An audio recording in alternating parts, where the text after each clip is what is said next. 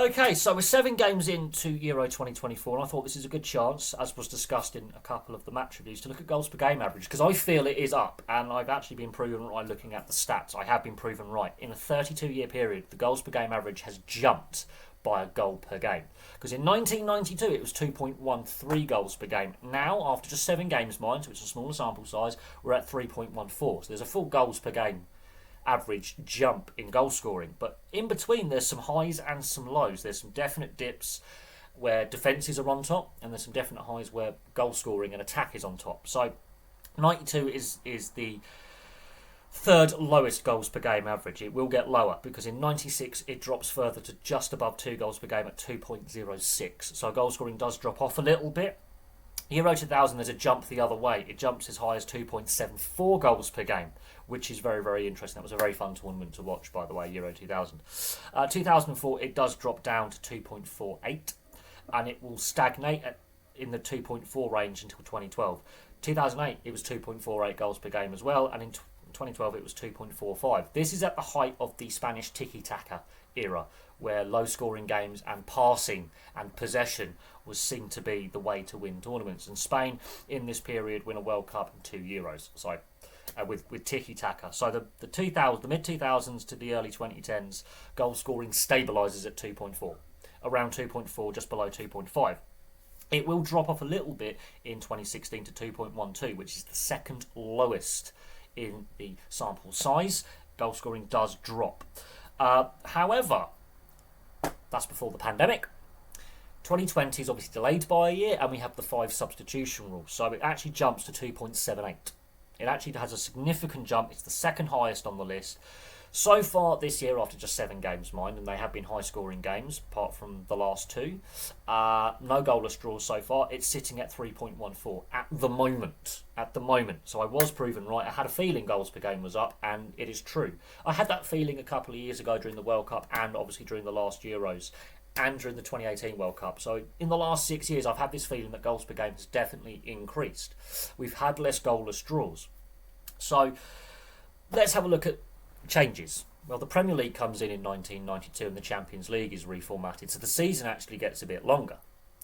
We get the group stages of the Champions League coming a bit later in the 90s and around 1997, so more club games per season. We again get the reformatting of the Europa League a bit later on in the 2000s, in the late 2010s. The Europa League gets a group stage, formerly the UEFA Cup, which again has an impact around 2016. You'll notice when group stages are brought in and changes are made to European club competition and domestic leagues, goal scoring drops. The tiki-taki period of Spain, goal scoring stabilises but does drop off a little bit before dropping further in 2016. Now we've got more substitutions available. Goal scoring's gone up. Goal scoring has gone up. You can bring on more fresh players, which I think has had an impact. Then you have to look at the playing surfaces, massively improved from 1992. Over that period, we're not playing on the same pitches that cut up. They're like carpets now. They're like smooth billiard tables in comparison to what they were in the 90s and the early 2000s. So the playing surface has definitely improved. There's been a change on emphasis of tactics. Tactics have changed as well. The sweeper keeper, like Manuel Neuer, for example, and others, has now become the norm, passing out from the back, so you're more likely to get mistakes, which we've seen a lot of play being overplayed from the back outwards. So that Guardiola style tactics, where it's an evolution of the tiki-taki that we saw a decade or so ago, we're now getting the sweeper keeper and defenders being told to pass out from the back, less long goal kicks coming, for example. We've seen a lot of very short goal kicks and passing from the back, which leads to overplay, leads to mistakes. We've seen the Liverpool style of football, domestically here, of the high press 4-3-3, where you have a high line, again, balling over the top. And we've also seen a lot of younger squads. This is the youngest Italian squad for decades, a very young England squad, one of the youngest England squads we've ever seen. Germany, very young squad. Some of these big nations are bringing out a lot of younger players. The last 2 tournaments expanded, 24 teams. We're getting a bigger gulf between the top teams, let's say France. Germany have struggled in recent tournaments, but Germany have been a pretty solid side. Italy, to some of these newer teams that haven't necessarily qualified very often, like Georgia, debutants. We also have, obviously, Romania making their first return since Euro 2000. So we're going to see a bigger golfing class between the top nations with top players and the lesser nations, which don't always necessarily reach the group stages of the tournament proper. So there have been changes to the game itself. I believe the game is played at a faster pace now than what it was in the 90s. The fitness of players has definitely improved, and now we have 5 substitutions, and the style of play has evolved and changed. So we're going to see how this plays out. I wouldn't be surprised if goals per game may potentially drops a bit, but again, we've still got the rest of the group stage to go. We could see a definite spike in goals per game. It could go back up to 4. It was sitting at 4 goals per game after day 2.